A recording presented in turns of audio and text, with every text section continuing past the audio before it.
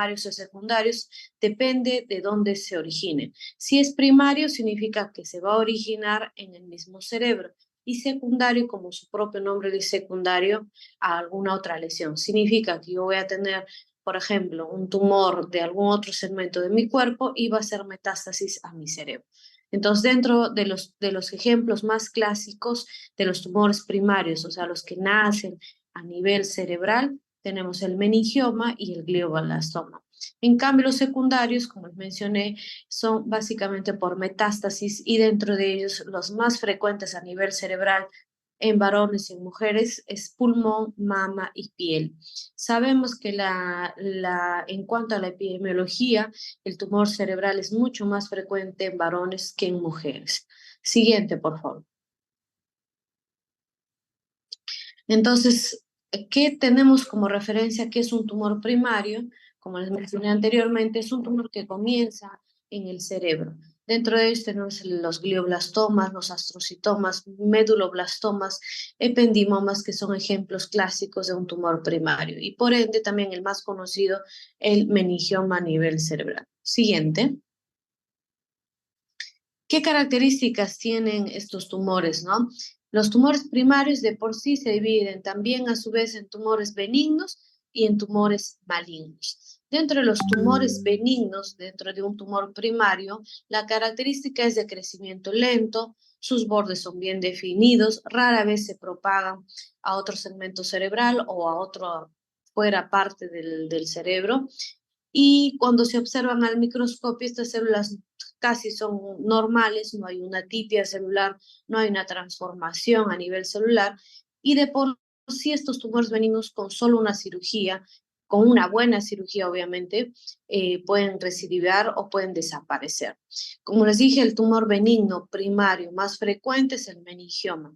El meningioma, para tener una idea, es como si fuera una bolsita de un globo, ¿no? En la cual está sumergido pues el tumor, en la cual si hacemos una buena cirugía se saca todos los rebordes de ese globo, se podría decir toda la capa, el tumor no vuelve a crecer, ¿no? Siguiente, por favor. En cambio, dentro de los tumores primarios malignos, la característica es de un crecimiento rápido, son invasivos, son potencialmente mortales y los tumores cerebrales malignos también son considerados a veces como cáncer cerebral, ¿no? De por sí, por ende, los tumores cerebrales primarios rara vez se propagan fuera del cerebro y la médula espinal. Por lo tanto, no se adecuaría mucho al término general de cáncer cerebral. Siguiente, por favor. Entonces, ¿qué se denomina cáncer? ¿Qué se define como cáncer para hacer una comparación con un tumor cerebral maligno? Cáncer es el crecimiento sin control de células anormales. Las células anormales van a crecer dentro o alrededor de las partes del organismo e interfieren con su funcionamiento normal y se va a propagar a diferentes órganos del cuerpo. ¿Y qué se entiende por un tumor cerebral de origen maligno? Tiene las características de las células cancerígenas, o sea, son atípicas, son de bordes irregulares, están ubicados en una parte crítica del cerebro y están causando un daño potencialmente mortal. Ese es el concepto de tumor cerebral maligno. Siguiente, por favor. Entonces, los tumores cerebrales malignos que no son cancerosos pueden propagarse dentro del cerebro y la médula espinal y rara vez se propagan a otras partes del organismo. No presentan, otra de las características, no presentan bordes definidos debido a su tendencia de producir raíces cerebrales hacia un tejido normal circundante. También pueden esparcir sus células que se trasladan a otras partes distantes del cerebro y la médula espinal a través del líquido cefalorraquídeo. ¿Qué quiere decir? Si yo tengo un tumor cerebral, por ejemplo, que es a nivel frontal, que es mortal, tiene unas características de malignidad, tiende mucho, por ejemplo, a invadir a lo que es el espacio subaracnoideo, y sabes que en el espacio subaracnoideo existe el líquido cefalorraquídeo. Entonces, al transmitir e ir esas células malignas o atípicas hacia el líquido cefalorraquídeo, van a invadir otras áreas del cerebro. De ahí que pueden llegar a médula espinal, después de una región frontal pueden ir a área parietal, o sea, diferentes áreas del cerebro, ¿ya? No obstante, también algunos tumores malignos solamente permanecen en una área del cerebro, no todas se diseminan, o sea, no todas van a aparecer en frontal, de repente a los 2 meses va a aparecer también en la médula, no, hay algunos tumores que solamente permanecen en una sola ubicación. Mucho va a depender de la irrigación que tenga ese tumor para expandirse, mucho va a depender si ese tumor va a ir hacia el líquido cefalorraquídeo, va a tomar esa área en la cual se va a poder expandir hacia otras áreas. Si no toma esas áreas, no se vasculariza, en realidad nuestro tumor sigue siendo hasta ahora en una sola ubicación, una sola región del cerebro. Siguiente, por favor. Ahora, en cuanto a los tumores secundarios o también llamados ya metastásicos, como habíamos hecho el ejemplo, ya son células cancerógenas que comienzan en otra parte del organismo y luego se trasladan pues al cerebro, ¿no? Tenemos el pulmón, como les mencioné anteriormente, la mama, el colon también se está viendo actualmente mucho, la piel, que se propagan al cerebro a través del torrente sanguíneo o también por continuidad o por atracción similar a la atracción magnética a otros órganos del cuerpo. Todos los tumores cerebrales metastásicos, por definición, todos son malignos. Y realmente ellos sí son llamados cánceres cerebrales, porque sí tienden a producir metástasis. Quería con lo siguiente, por favor. En cuanto al sistema de clasificación de la Organización Mundial de la Salud, los tumores cerebrales se van a dividir en 4, de los cuales los tumores cerebrales primarios, según la Organización Mundial de la Salud, perdón, divide los tumores que son clasificados 1 y 2, son de bajo grado, por lo general son benignos, y los de alto grado que están clasificados como una escala de 3 y 4, ¿no? Obviamente, si nos vamos a los extremos, el de grado 1 tiene mayor sobrevida y el grado 4 tiene menor sobrevida, ¿no? En la población pediátrica, los tumores cerebrales actualmente está siendo una de las causas, incluso la segunda causa más de muerte por cáncer a nivel infantil, luego de que, por ejemplo, pacientes han tenido leucemia, en pacientes que han tenido glioblastoma de tumoral de grado frecuente, y tienen una sobrevida pequeña, ¿no? De un 39 o un 5% cuando es un glioblastoma de alto grado. No, la población pediátrica actualmente es una de las poblaciones que tiene más tumores cerebrales a nivel de lo que es Perú, ¿ya? Cada vez están aumentando más los índices de tumores cerebrales en pequeños. Siguiente, por favor. Entonces, acá vemos la clasificación de los tumores, como les mencioné, el 1 y el 2 que son de grado leve, y el grado 3 y 4 que son de grado más severo y son más mortales. El grado 1 es casi imperceptible, las células son de crecimiento atipial lento, prácticamente son normales al microscopio, generalmente asociado a una supervivencia a largo plazo de muy buen pronóstico, ¿no? El tumor de grado 2 y hay células de crecimiento, pero relativamente lento, tampoco es que sea muy alto, de aspecto apenas anormal al microscopio, pueden invadir tejidos normales adyacentes, o sea, ya tienen la capacidad de poder invadir a otros órganos y puede volver a aparecer nuevamente en una segunda oportunidad con un tumor de más alto grado. Los tumores de tercer y cuarto grado. El tercero ya se va a observar células anormales que se reproducen ya más activamente y ya se va a ver en el microscopio de un aspecto ya anormal. Se infiltran, tienden mucho a la infiltración a otras áreas del tejido cerebral y por lo general pueden aparecer posterior a una primoinfección con este tumor y ya con un tumor ya de mayor grado. El grado 4 ya definitivamente todas las células son anormales, tiene una mayor replicación, una mayor reproducción y a todos en realidad se ven de aspecto muy anormal a través del microscopio y estas tienden mucho a vascularizarse. Cuando un tumor se tiende a vascularizar, tiende a crecer mucho más rápido y tiende a diseminarse más, por ende es más metastásico. ¿Ya? Y ya no solamente es metastásico, sino que hay muerte neuronal, porque hay una capacidad de esos tumores de cuarto grado que producen ya necrosis a nivel cerebral. ¿Por qué? Porque te diseminan todo el cerebro y te causan también disminución de N-acetil de aspartato, te generan también muerte neuronal porque hay destrucción también de nitritos, o sea, toda una generación de necrosis a nivel cerebral. Siguiente, por favor.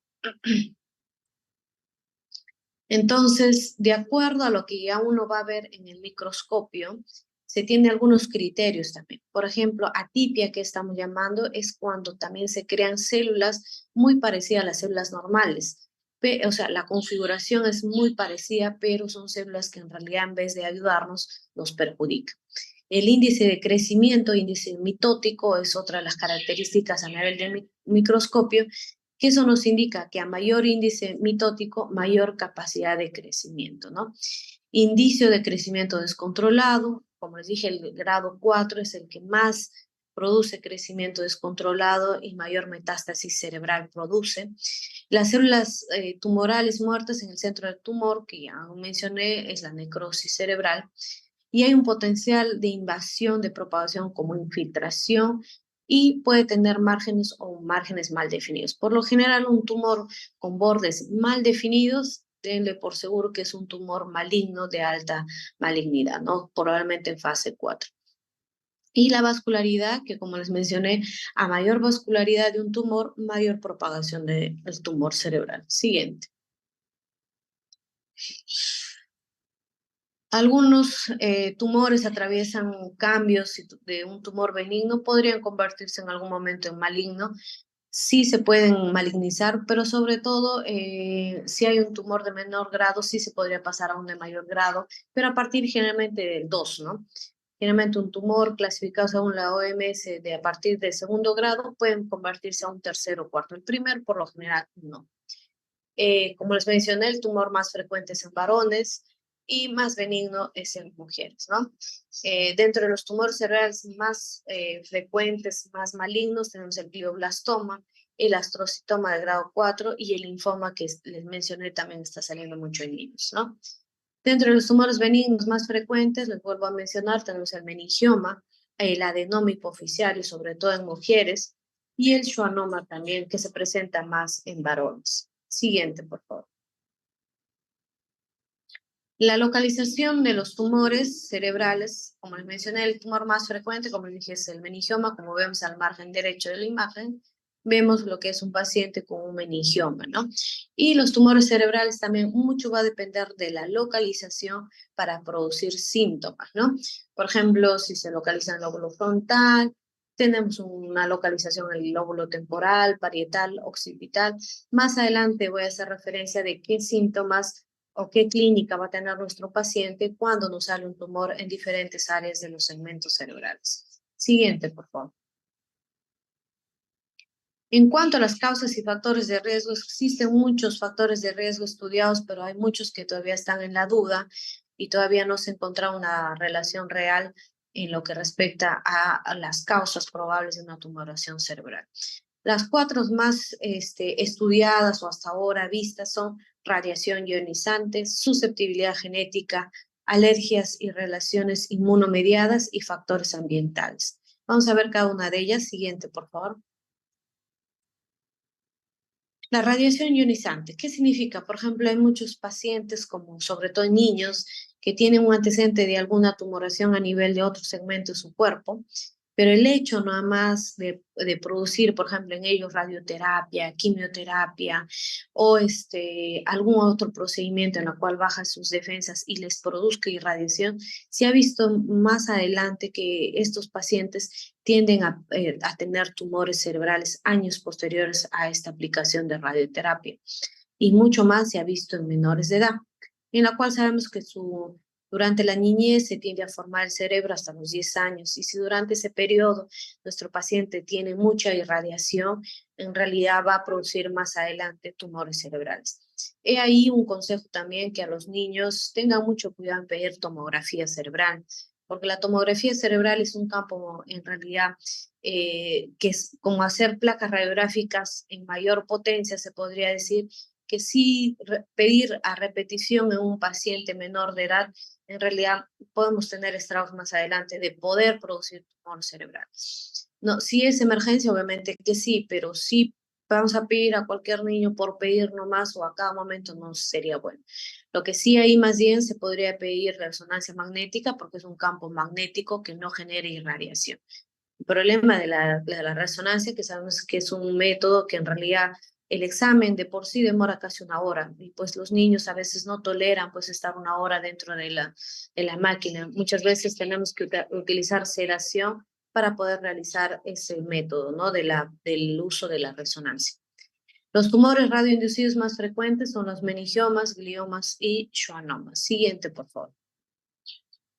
La siguiente es la susceptibilidad genética. Entonces sabemos que lo genético es cualquier cosa que cause trastornos a nivel de los genes y heredado es que significa que alguien en mi familia se va a transmitir una enfermedad de generación en generación, ¿no? Adquirido somático significa que los cambios genéticos durante la acumulación en el tiempo pueden sufrir alguna translocación y te puede producir alteración a nivel de lo que es tumoración. ¿Qué ejemplo tenemos que es más de origen hereditario? Tenemos los neurofibromatosis. Siguiente, por favor. Entonces, acá tenemos el ejemplo de las neurofibromatosis tipo 1, en la cual se relaciona mucho a un glioma del nervio óptico o si no un glioma del tronco y hemisferio, la cual se produce en un 3%. Entonces, estos neurofibromatosis también se dividen en uno y en dos. El uno se relaciona a tumor del nervio óptico y el 2 se relaciona con schwannomas vestibulares. Entonces, generalmente los neurofibromatosis es de origen hereditario. Significa que si mi mamá o mi papá o mis tíos han tenido esta enfermedad, yo tengo la alta probabilidad de poder tener estas lesiones a nivel cerebral, ¿no? Los neurofibromatosis es una enfermedad que no solamente ataca el cerebro, sino también ataca con lesiones dérmicas, ¿no? Que son las clásicas también manchas de café con leche. Te genera también lesiones a nivel de la columna con neurofibromas también en lo que es la columna vertebral, sobre todo a nivel de la cola, de lo que es todo lo que es la médula espinal, ¿no? Entonces, la neurofibromatosis, en realidad, si hay una tumoración cerebral, la primera opción es, pues, la cirugía, ¿no? Siguiente, por favor. Entonces, otra hipótesis que tenemos con respecto a también a la tumoración cerebral, tenemos alergias y relaciones inmunomediadas. El consumir alimentos curados con nitritos, sabemos que actualmente casi todos lo que uno consume, ¿no? Tienen muchos preservantes. Entonces, sí hay una buena relación, o ya se ha determinado que el cáncer gástrico sí se debe a mucho consumo de productos envasados, de comidas que tienen mucha sal, parrilladas, ¿no? Entonces, pero a nivel cerebral todavía está en estudio si es que también los nitritos a nivel de los alimentos también serían una causa también de tumoración cerebral. Más bien lo que se ha visto es una relación inversa, no se explica muy bien la etiología, pero se ha visto que pacientes con asma, dermatitis atópica o rinitis alérgica tienen menos riesgo de producir gliomas a nivel cerebral. Aún no se sabe muy bien cuál es el sistema inmune que estaría actuando acá, que en una u otra forma les protege contra producir esa lesión de tipo tumoral. Siguiente, por favor. Dentro de los factores ambientales, bueno, sabemos pues que también la exposición al cigarro, exposición pues a productos de agricultura, pacientes que trabajan mucho, por ejemplo, en fábricas, en minerías, están expuestos también a a alta capacidad de irradiación con mercurio, con plomo. Definitivamente todos son factores de riesgo que te pueden producir pues lesión cerebral. Las personas que trabajan en la fabricación de caucho, o sea, de llantas también, eso también le produce. En cuanto a lo que es uso de medicamentos, no está muy estudiado, pero se habla del uso por largo tiempo de píldoras anticonceptivas, píldoras para dormir, remedios para el dolor de cabeza, antihistamínicos de venta libre, podrían, todavía está en hipótesis, generar también factores ambientales para desarrollar una lesión tumoral. Traumatismos cerebrales también, pero no está muy certificado. Epilepsia o ataques epilépticos podría también ser una causa, ¿no? Siguiente, de lo que se habla mucho es de la radiación, lo que les había mencionado, es por la alta radiación de los rayos X o rayos gamma que se ve pues en tomografía o exceso de pedir radiografías por las puras en realidad en nuestros pacientes, ¿no? Eso sí está demostrado. Ahora, el uso del teléfono celular y el riesgo de tumor cerebral, la verdad que encontré un solo estudio en Estados Unidos que sí daba un alto porcentaje en personas que dormían con celular muy cercano al área cerebral, ¿no? Que podían en aquellos pacientes producir este tumor cerebral. Pero más estudios en realidad no hay mucho del uso del celular y el desarrollo de un tumor cerebral, ¿no? Siguiente, por favor. En cuanto a los síntomas de los tumores cerebrales, como les mencioné, cada persona es muy individual de producir sus síntomas, pero va a depender mucho del área donde se lesione, ¿no? Vamos a tener problemas de memoria, convulsiones, cambios de personalidad. En algunos casos se va a descubrir incluso de forma accidental. Uno toma un examen cerebral y a veces sin mayor síntoma. A mí me llegan muchos pacientes con cuadros de depresión, se le ha hecho una imagen cerebral y yo, sorpresa, llego con una tumoración cerebral, ¿no? Hay tumores que incluso no te producen mayor síntoma, pero hay otros que sí se desencadena con una hipertensión endocraniana, con muchos síntomas, ¿no? Sobre todo cuando son en áreas que son infratentoriales, en que ataca cuarto ventrículo, tercer ventrículo, producen muchos síntomas que el paciente ya nos da la alta sospecha que está desarrollando un tumor cerebral. Siguiente, por favor. Entonces, dentro de los tumores del área frontal, vemos ahí una imagen al margen derecho, es una imagen heterogénea, ¿no? Miren cómo las características, ¿no? Imagen heterogénea, tiene una hiperseñal con hipodensidad interna, tiene bordes mal definidos, tiene masa encefálica, tiene hipodensidad alrededor de esa masa encefálica, está desplazando línea media, ¿no? Pero ¿qué es la característica de los tumores frontales? ¿Con qué clínica nos va a venir el paciente? Nos va a venir con cambios del ánimo, falta de concentración, alteraciones del comportamiento. Y dicen, no, doctora, de un tiempo para acá, por ejemplo, nosotros tuvimos un paciente que entró a la emergencia que venía calato, desnudo, ¿no?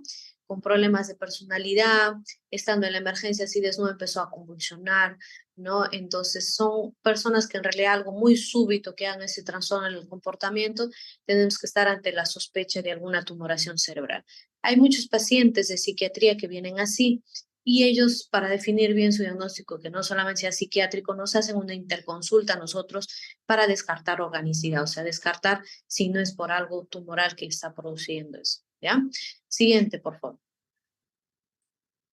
Tumores parietales, como sabemos, la zona parietal tiene que ver mucho con la sensibilidad, entonces el paciente te va a venir con alteración de la sensibilidad, dificultad para reconocer también las posiciones del cuerpo, sus partes del cuerpo. Tú le dices, levanta su pierna derecha, no sabes si es la derecha, no sabes si es la izquierda. Sobre todo sabemos que el tumor cuando ataca el hemisferio dominante, que generalmente es el izquierdo, podría ocurrir ese trastorno de que no reconoce cuál es su lado izquierdo y cuál es su lado derecho.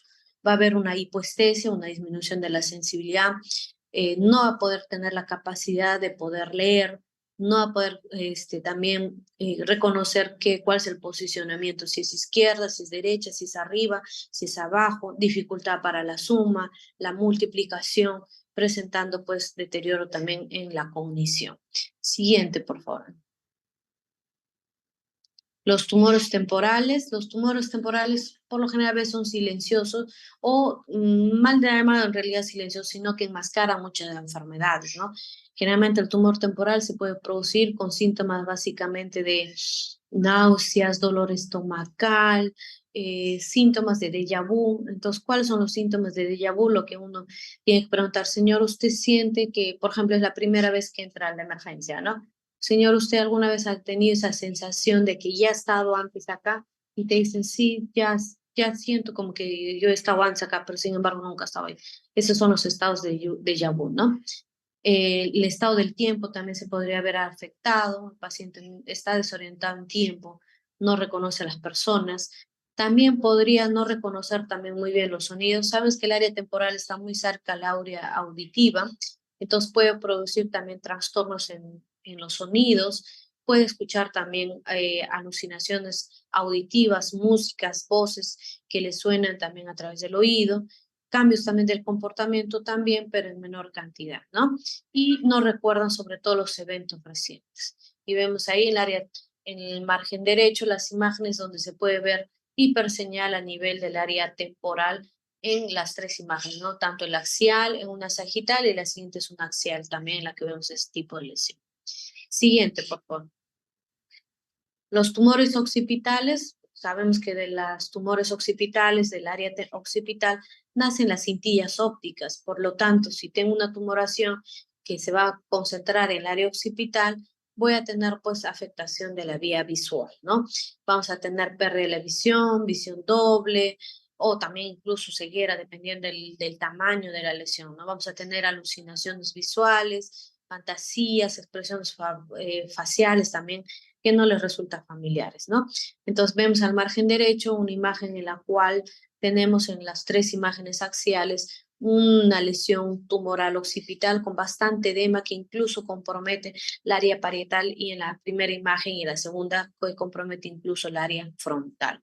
El de abajo, las imágenes, es una espectroscopía en la cual vamos a ver los que son ondas más chiquitas, es N-acetil de aspartato, colina, que te dice si en nuestro cerebro hay muerte neuronal, y en él sí hay, pues porque en realidad esa curva, esas ondas cerebrales deberían estar mucho más arriba, ¿no?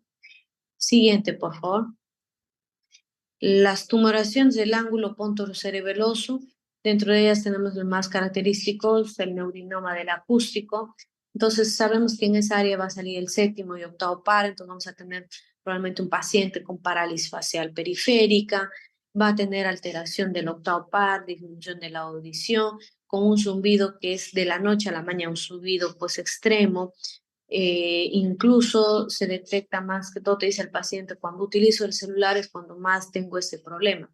¿Y eso es por qué? Porque ahí está continuo el nervio auditivo, en la cual produce mayor afectación y mayor sensación de zumbido en el oído. Mareos, obviamente que sí, porque nosotros sabemos que para poder caminar tiene que estar bien nuestro cerebro, nuestro oído y nuestra cervical. Si acá tenemos pues lesión a nivel cerebral más lesión auditiva, tenemos dos áreas que tienen que ver con la estabilidad para caminar que están alteradas, ¿no? Siguiente, por favor. Entonces, los tumores de fosa posterior, vemos al margen derecho cómo está comprometido todo el cuarto ventrículo, ¿no? Ahí está tapado todo el cuarto ventrículo, se ven los hemisferios cerebelosos, pero ahí ya no hay forma, es un cuadro ya obstructivo, es una emergencia médica. Los tumores de fosa posterior son emergencia médica porque si al tapar mi cuarto ventrículo no va a haber una buena irrigación del líquido cefalorraquídeo, por ende voy a tener una hipertensión endocraniana. Entonces voy a tener descoordinación, voy a tener náuseas, vómitos explosivos, cefalea intensa con esta clínica de tumores de la fosa posterior, ¿no? Siguiente, por favor. El diagnóstico hasta ahora, bueno, es clínico, ¿no? A través de un examen neurológico en consultorio, pero muchas veces los tumores cerebrales a veces no necesariamente llegan por consultorio, por lo general te llegan por emergencia, ¿no? Hay que ver si hay movimiento en los ojos, si hay visión adecuada. Si yo ya tengo la sospecha que no hay alteración visual, hay alteración auditiva, digo, o este es un tumor a nivel occipital o es temporal. Reflejos ausentes, usando también nuestro diapasón, nuestro martillo, el equilibrio y la coordinación, si yo tengo sospecha también de repente de una lesión a nivel occipital, perdón, de cerebelo, la sensación también del tacto de los objetos, ¿no? Si es de un tacto pues más fino, de si es un tacto en la cual siente las cosas para ver también si es de origen parietal, el sentir del olfato, si huele bien, músculos faciales, ¿no? Sobre todo el schwannoma, ¿no? El neurinoma, el acústico que te ataca el nervio facial, pruebas de memoria, porque con eso también yo voy a saber si mi paciente ya tiene alguna alteración en lo que es el deterioro cognitivo, ¿no? Siguiente, por favor. Y las imágenes que son importantes, ¿no? Las neuroimágenes es muy importante en lo que es la detección de estos problemas cerebrales, ¿no? Porque yo puedo tener la sospecha clínica, pero si yo no tengo una neuroimagen, va a ser poco probable que yo llegue al diagnóstico. Dentro de ellas tenemos la tomografía de encéfalo, los marcadores tumorales, la resonancia cerebral, sobre todo con contraste, nos va a ayudar. La siguiente, por favor. Ahí vemos una resonancia cerebral que incluso está pues al margen derecho en las imágenes, una resonancia que capta contraste, heterogénea, grande, ¿no? Que desplaza línea media, eso se puede ver más que todo en resonancia, ¿no? Siguiente, por favor. La otra es la espectroscopía, es la que les hablaba en el anterior ejemplo, en la cual hay alteración de básicamente lo que es colina, creatinina, N-acetil de aspartato. en la cual yo tomo un boxer de la lesión y si hay caída de esos segmentos, entonces de esos metabolitos, entonces voy a tener que sí me confirma que es una lesión tumoral. Si al contrario yo al hacer el boxer me sale aumento de lípidos, entonces eso es más infeccioso. Pero como ustedes verán ahí, hay disminución de N-acetil-aspartato, creatinina. La colina no está muy comprometida, pero bastan dos de ellos para decir que es una lesión tumoral, ¿no? Siguiente, por favor. Acá hablando un poquito de los tumores primarios más frecuentes, ya habíamos hablado los gliomas, los meningiomas y los neurinomas del acústico, ¿no? Sobre todo el meningioma, que es un tumor que surge de la membrana que rodea el cerebro y la médula espinal, y la mayoría de los tumores de meningiomas no son cancerosos. El neurinoma del acústico es un tumor benigno también que se desarrolla en el neuro auditivo y pues se ve muy relacionado con los trastornos del equilibrio. Y los gliomas tenemos a los ependimomas, astrocitomas, oligodendriomas, que son tumores cerebrales más comunes entre los tumores primarios, ¿no? Siguiente, por favor. Otro de los tumores primarios más frecuentes, sobre todo tenemos ahí la adenoma y de la pituitaria, que son los micro o macroadenomas. Es un tumor muy frecuente, sobre todo en mujeres. Como vemos, esa es la imagen que podemos ver en el margen derecho, en una resonancia cerebral. Vemos cómo nuestra hipófisis está grande, ¿no? Está crecida porque está desarrollando un adenoma hipofisial. Generalmente es un trastorno hormonal lo que produce dentro de las causas. Entonces, nuestro paciente, como les dije, es más en mujer, te va a venir y te va a decir, doctora, tengo mucho dolor de cabeza, tengo secreción láctea por la mama, no menstruo adecuadamente, tengo mucho retraso en la menstruación, tengo problemas también, mucho cansancio, agotamiento. O sea, se relaciona mucho a trastornos hormonales, ¿no? El meduloblastoma son más comunes en niños, que se ataca la parte de la fosa posterior, y las células germinales, tumor de las células germinales, es cuando esos tumores se desarrollan en los testículos o los ovarios y afectan otras partes del cuerpo como el cerebro. Siguiente, por favor. Y acá, sobre todo, quise poner una imagen del cráneo faringioma para diferenciar con el adenoma hipofisiario. Como ustedes podrán ver, no toma la hipófisis, ¿no? Que está continua la hipófisis y tiende a crecer hacia arriba, ¿no? O sea, la hipófisis, ustedes lo ven ahí, está indemne, si no es una lesión suprahipofisiaria. Esa es la diferencia, pues, entre el cráneo faringioma y la adenohipófisis, ¿no? Eh, a medida que crece, sí, también lesiona los dos, también el nervio óptico, tanto el adenoma hipofisiario como el cráneo faringioma. También te va a dar alteración visual bilateral. Sobre todo el paciente te va a decir que no mira a los costados. Los cordomas son tumores benignos, generalmente entre personas entre 50 y 60 años de edad. Es un tumor de la base del cráneo y se produce sobre todo en la columna vertebral, sobre todo en la región sacra. Es poco frecuente en realidad, pero se ve en adultos mayores, ¿no? Siguiente, por favor.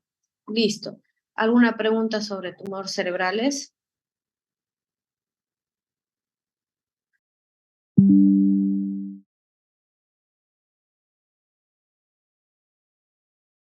Doctora, disculpe, ¿el hemangioblastoma sería benigno o maligno? ¿Cuál? ¿El meningioma? No, el hemangioblastoma. Hemangi- Hemangio, sí, ¿Hemangioblastoma o glioblastoma? leí hemangioblastoma. Bueno, no he escuchado ya ese término, pero por lo que me dice, hemangioblastoma sería benigno. Ajá. ¿Por qué tu pregunta? ¿Porque te queda la duda que sea? Porque como la que usted dijo, la glioblastoma, esa sí es maligno, ¿no es cierto? Ujú. Entonces, como tenía la misma terminación, pensé que podría ser Sí, también lo- maligno. la hemangioblastoma es básicamente origen vascular, ¿no? O sea, generalmente hay el antecedente o el precedente que un paciente tiene alteración a nivel de lo que todo ya puede ser a nivel sanguíneo. Es de origen benigno porque todos los glioblastomas de cualquier estirpe son benignos, así como el meningioma, los glioblastomas. El hemangioblastoma sí es de origen benigno, pero es de origen vascular sobre todo, ¿no? Que se infiltra al área cerebral. O sea, sí, pero generalmente ese es te da entre la tercera o cuarta etapa de la vida, es autosómica dominante, es muy raro en realidad que encuentres ese tumor, como te digo, más en gente más adulta, y es vascularizado, ¿no? Es un tumor, pero pese a que es vascularizado no tiende a diseminarse, ¿no? Ujú. Ah, ya. Ok, doctora. Pero sí está dentro de los glioblastomas cerebrales. Doctora, disculpe, entonces el glioblastoma y el glioma son diferentes. Sí, son diferentes. Ah, ya.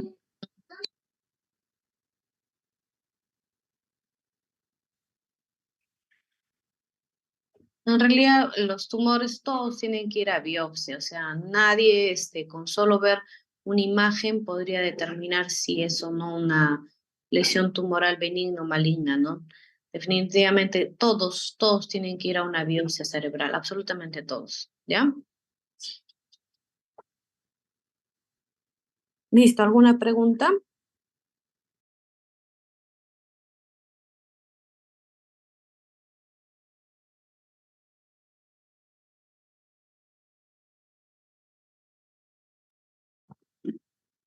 Si no hay preguntas, damos por concluir la clase de hoy. Que tengan un buen fin de semana, doctores. Muy buenos días. Gracias, doctora. Gracias, doctora. Gracias, doctora. Muchas gracias, doctora.